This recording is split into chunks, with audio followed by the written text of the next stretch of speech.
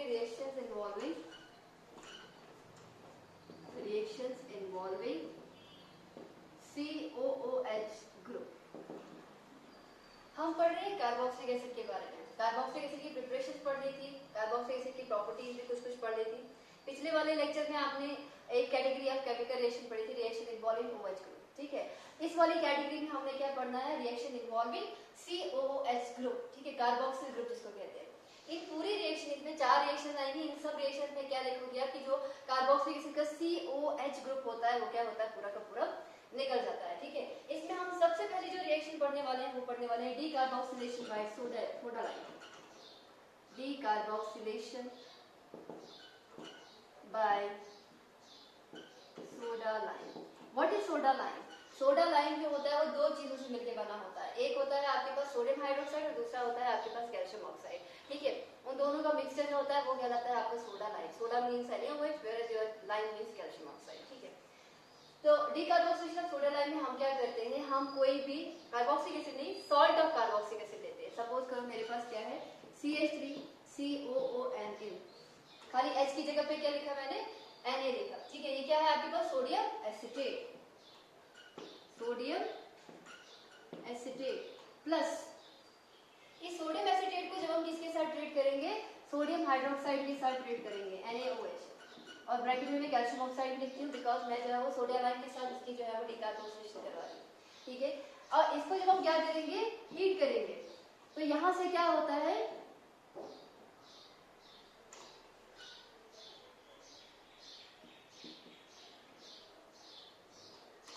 Na2 2 times है, C और oxygen है 3, इसका मतलब Na2CO3 और इस CH3 के साथ एक H दे दो, क्या बनेगा, मीथेन, प्लस क्या बनेगा, Na2CO3, सोडियम कार्बोनेट, ठीक है। नेक्स्ट है आपके पास, अगर आप यहाँ पर क्या लोगे, C6H5 लोगे, C6H5COONA, ये क्या है आपके पास, सोडियम बेंजोएट।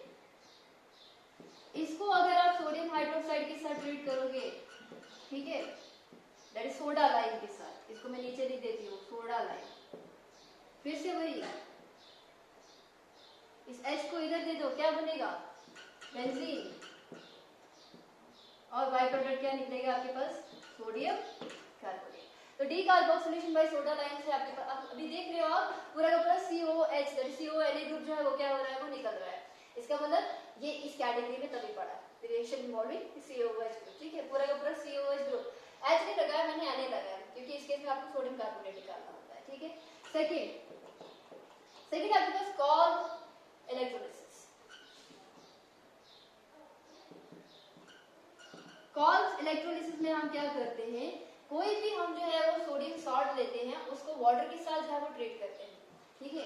सपोज करो मेरे पास है ट्वाइस ऑफ RCOONE, जैसे sodium salt of any carboxylic acid, plus करेंगे हम वाटर, ठीक है, 2 टाइम्स वाटर करेंगे और इलेक्ट्रोलिसिस करवाएंगे।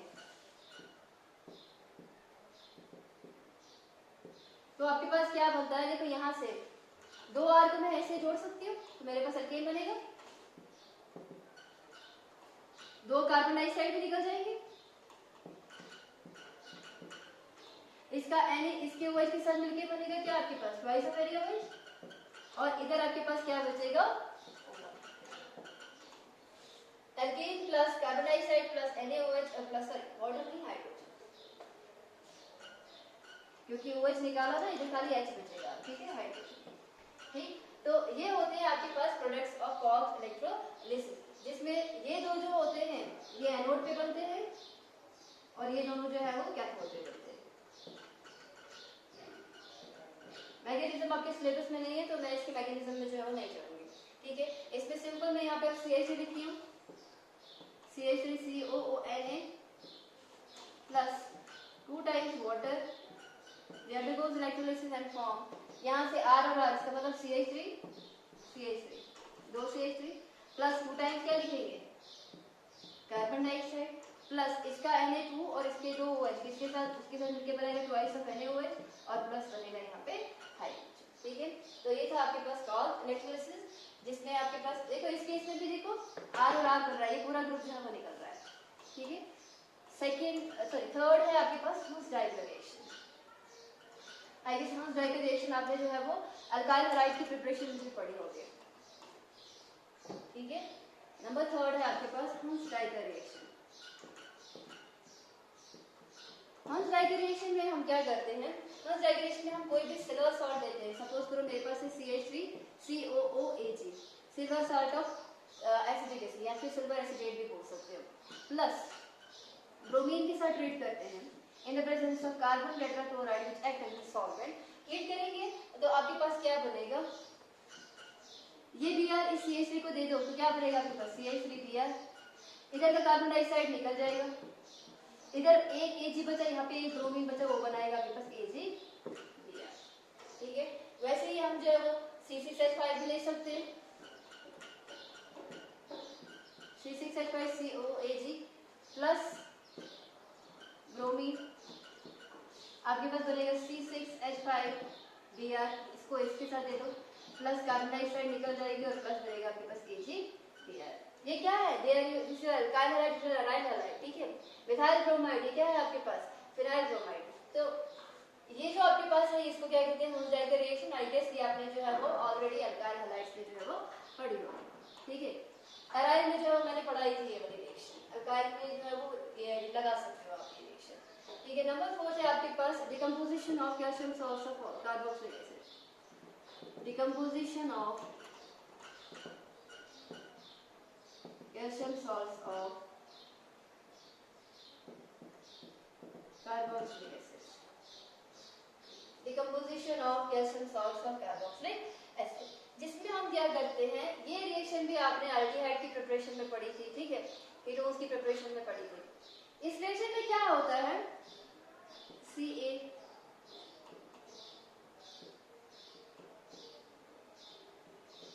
कैल्शियम फॉर्मेट, इसकी हम क्या करेंगे, ड्राई डिस्टिलेशन करेंगे। तो क्या निकलता है इस केस में, कैल्शियम कार्बोनेट CaCO3 और इधर क्या बचेगा HCHO, तो कंपाउंड हो गया HCHO प्लस कैल्शियम कार्बोनेट, यह है आपके पास फॉर्मल्डिहाइड।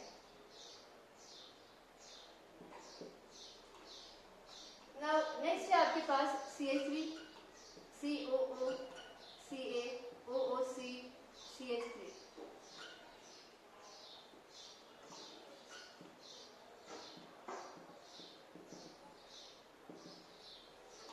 इधर बनेगा आपके पास CH3CO CH3 प्लस बनेगा आपके पास कैल्शियम कार्बोनेट, ठीक है। तो ये क्या बना आपके पास एक कीटोन बन, जिसे प्रोपेनोन या एसीटोन भी लिख सकते हैं, ठीक। थर्ड लिख सकते हैं हम यहाँ पे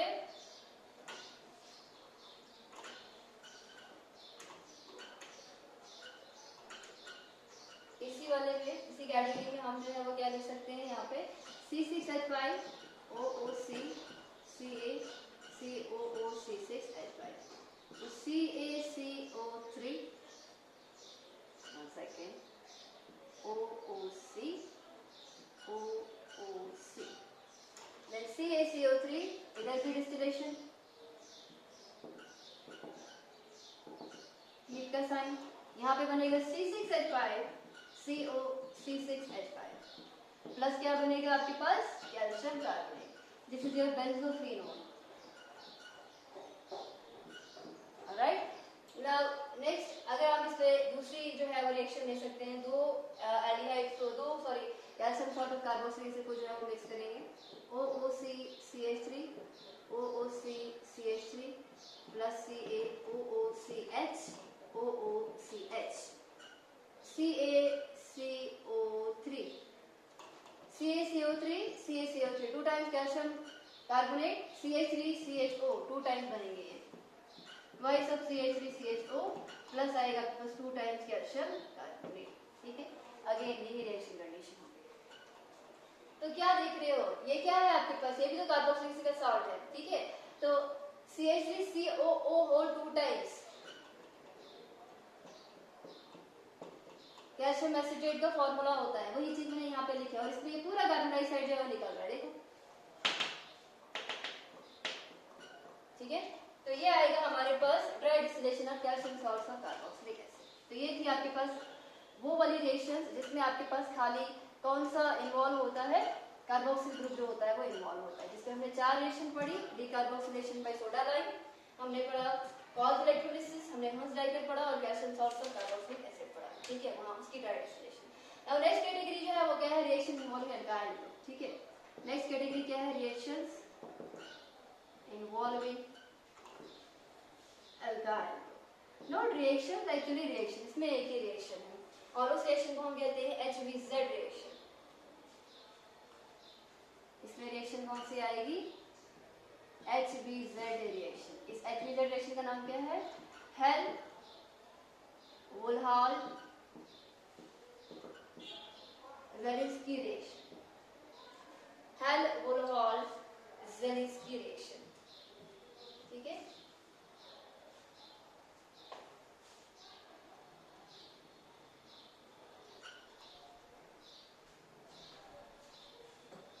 इस रिएक्शन में क्या होता है, हेल वुलहाल रिएक्शन में क्या होता है, आप जो है वो कोई भी एसिड लेंगे जिसके आपके पास अल्फा हाइड्रोजन प्रेजेंट होगा। सपोज करो मेरे पास है CH3COOH, this CH3 is alpha carbon, why COH group is a functional group, right. इसका जो साथ वाला कार्बन होगा वो होगा अल्फा कार्बन, उसके ऊपर जो हाइड्रोजन होंगे वो कहलाएंगे अल्फा हाइड्रोजन।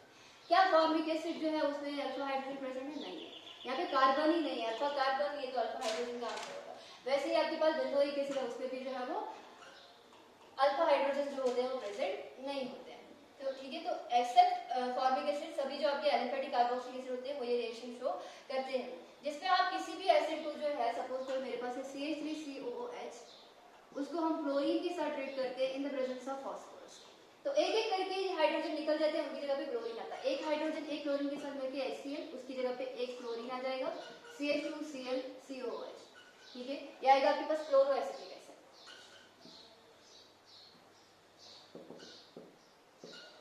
फिर से क्लोरीन दे दो इन द प्रेजेंस ऑफ फास्फोरस, फिर से इसका क्लोरीन इसका HCl साथ मिलकर HCl निकालेगा, जहाँ पे क्या आएगा आपके पास CHCl2COOH, डाइक्लोरो एसिटिक एसिड। फिर से क्लोरीन दोगे इन द प्रेजेंस ऑफ फास्फोरस, एक क्लोरीन H के साथ मिलकर HCl, उसकी जगह पे chlorine CCl3COOH, trichloro acetic acid. आप चाहो तो यहाँ पर जो है वो प्रोपिनेशन भी करवा सकते हो। सपोज करो मेरे पास प्रोपिनोइक एसिड है CH3CH2COOH, ठीक है। यहाँ पे मैं क्या करवा रही हूँ, ब्रोमीन के साथ ट्रीट करवा रही हूँ इन द प्रेजेंस ऑफ फास्फोरस। एक ब्रोमीन इसके साथ मिलकर क्या बनाएगा, -HBr, ठीक है, और इसकी जगह पे एक ब्रोमीन आ जाएगा तो CH3CHBrCOH। फिर से जो है वो ब्रोमिनेशन करवाऊंगी in the presence of phosphorus, इसका ब्रोमीन इसके H के साथ मिलकर -HBr, उसकी जगह पे एक ब्रोमीन आ जाएगा तो CH3CBr2COOH।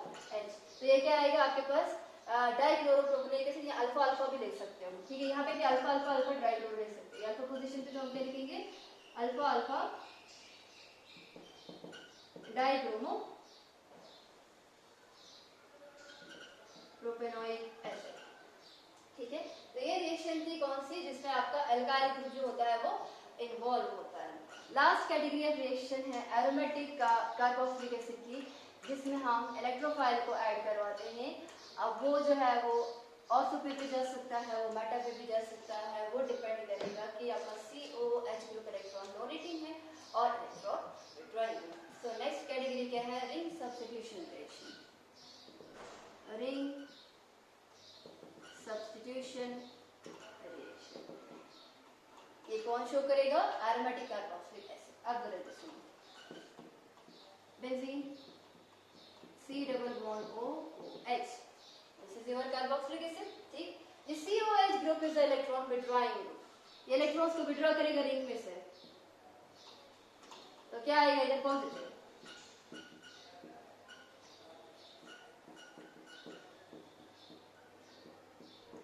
इसको खत्म करने के लिए ये यहाँ जाएगा, बिल्कुल वैसे ही जैसे मैंने एल्डिहाइड में शो किया था आपको, ठीक। अब इसने ये इलेक्ट्रॉन यहाँ दिया तो इधर क्या आ जाएगा, पॉजिटिव। इसको खत्म करने के लिए ये यहाँ पे,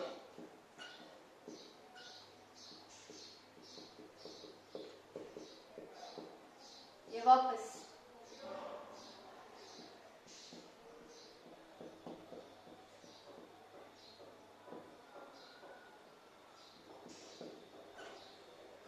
कार्बोक्सिलेट जो आपके पास कार्बोक्सिल ग्रुप जो आपके पास है वो क्या इलेक्ट्रॉन्स को विड्रॉ करता है, रिंग में से इलेक्ट्रॉन को विड्रॉ करेगा, जिसकी वजह से रिंग को क्या करेगा, डीएक्टिवेट। अब इलेक्ट्रोफाइल अगर आना है वो कहाँ पे जाना पसंद करेगा, जहाँ पे नेगेटिव चार्ज ज्यादा। देख रहे हो ये पोजीशन ऑर्थो है, this position in para position, this position is ortho position. तो ऑर्थो पैरा पे हर जगह पॉजिटिव साइन है, इलेक्ट्रॉन डेंसिटी कम, तो इलेक्ट्रोफाइल जो है प्रेफरेबली कहाँ जाना पसंद करेगा, मेटा पोजीशन पे। सो जो आपके बेंजोइक एसिड होता है उसके ऊपर अगर रिंग सब्स्टिट्यूशन होनी है तो वो कहाँ पे होगी, वो होगी मेटा पोजीशन पे। तो हम लिखेंगे नंबर 1 इसमें ब्रोमिनेशन।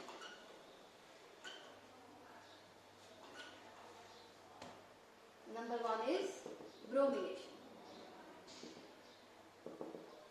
ठीक है, तो ब्रोमिनेशन के केस में आप क्या करोगे, आप बेंजोइक एसिड लोगे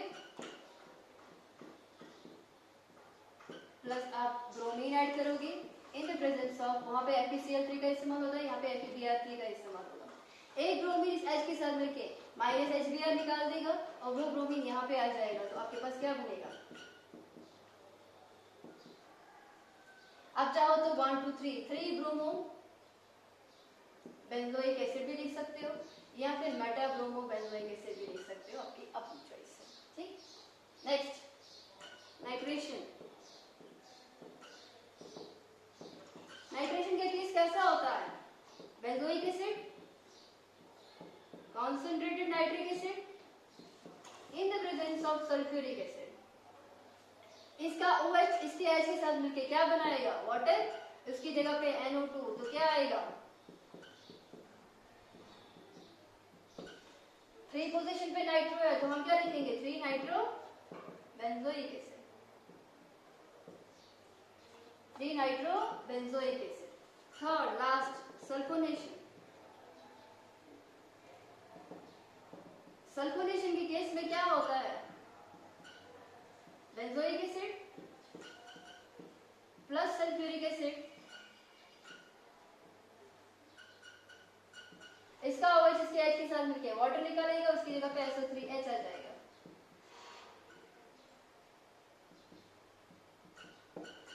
अब इसका नाम क्या होगा, कैटेगरी सॉरी, अगर आपने वो रिएक्शन नोमेनक्लेचर अच्छे से पढ़ा होगा 11th क्लास में, और मैंने एक सीरीज बताई थी, जब एक से ज्यादा फंक्शनल ग्रुप होते हैं तो वहां पे एक सीरीज होता है कि हाई प्रायोरिटी किसको दी जाती है, उसमें सबसे पहला होता है सल्फोनिक एसिड। ठीक है, तो इसका नाम क्या आ जाएगा, यहाँ पे एक बेस क्या आ जाएगा आपका, दिस इज योर सब्सट्रेट, और इसका नाम क्या होगा, वन नंबर यहाँ से स्टार्ट होगी 1 2 3 पोजीशन पे कार्बोक्सी है, या मेटा कार्बोक्सी भी बोल सकते हो।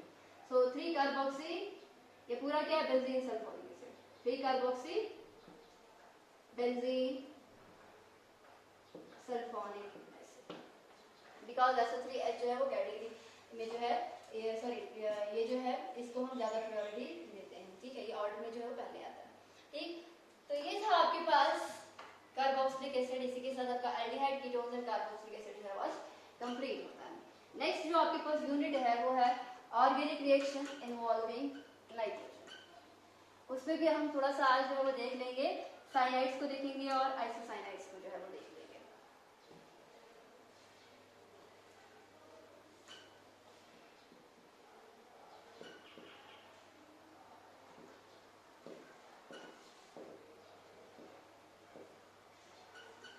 Organic compounds containing nitrogen. ठीक है, ये आपका यूनिट है, sorry organic compound with functional groups containing nitrogen, organic compounds with functional groups